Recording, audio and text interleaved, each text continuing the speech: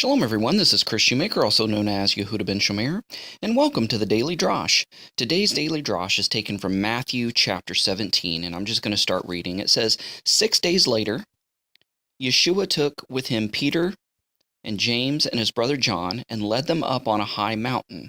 Okay, so this takes place during the time of Sukkot, the Feast of Tabernacles. And the high mountain is Mount Hermon, which is said to have been the mountain that the fallen angels fell to and kind of set up their Olympus, if you will, their headquarters, where they could be alone. There, in their presence, he was transfigured.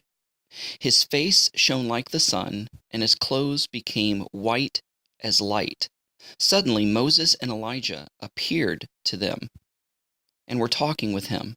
Okay, so Yeshua's face shone like the sun, and his clothes became white as light.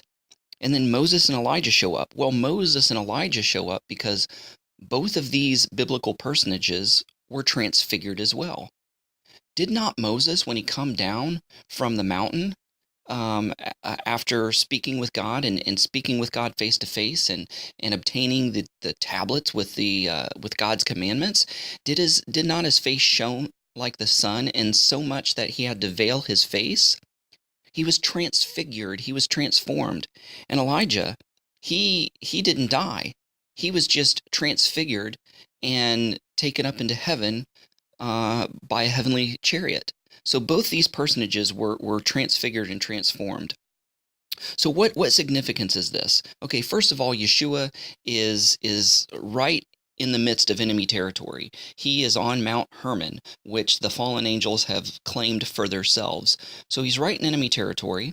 The fallen angels in other apocryphal, pseudepigraphal, and extra-biblical literature, they are also called the Shining Ones. Why? Because they've been in the presence of God from eternity past, since their creation, and you cannot stay in the presence of God without being transformed and transfigured. And it says that they are called the Shining Ones, or the Watchers. And so Yeshua, he is transfigured. He becomes like one of the shining ones, just like Moses. Moses, he was in the presence of God for a total of 80 days, being on Mount Sinai, 2 episodes of 40 days and 40 nights. And so he became transfigured and he became like a shining one. And so this is kind of representatory of how being in the presence of God will literally change you and transform you. It is kind of God's stamp of approval upon his people. So several things this did. This solidified Yeshua's claim to be Messiah, the anointed one. This further solidified his claim of being the Son of God. And also with Moses and Elijah, two of the greatest prophets of Israel, being there, that kind of was the two witnesses. So there are 2 or 3 witnesses, let everything be established. The first witness was his face and his clothing was changed to shine and to become white, and Moses and Elijah showed up. So those were the witnesses. And then God even spoke and said, "This is my son, the beloved, and he enjoys my favor, listen to him."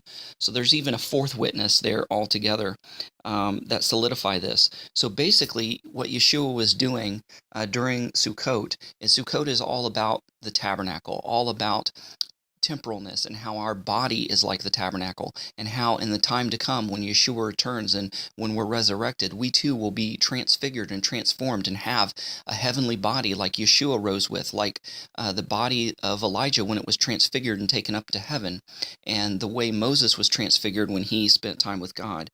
So the more we spend time with God and the more we spend in his presence, the more we will be changed, transfigured, and transformed. And being on this mountain in enemy territory, he was basically, giving an ultimatum and a notice to the fallen angels, saying, "Look, your time, your heyday, your reign and rule upon this earth is up and is numbered, and you're not going to escape the judgment of the Son of God." So anyway, may this daily drash today go out and encourage you and cause you to desire to spend more time with God in prayer and worship and in his word, so that you too could be transfigured and transformed into the likeness and into his image. Thanks for listening. Shalom and Shavua Tov. AbrahamsDescendants.com, getting back to the first century in a 21st century way. Thanks for watching. Don't forget to press the like button as well as the subscribe button if you haven't done so already, and the notification bell that'll let you know every time I make a new video.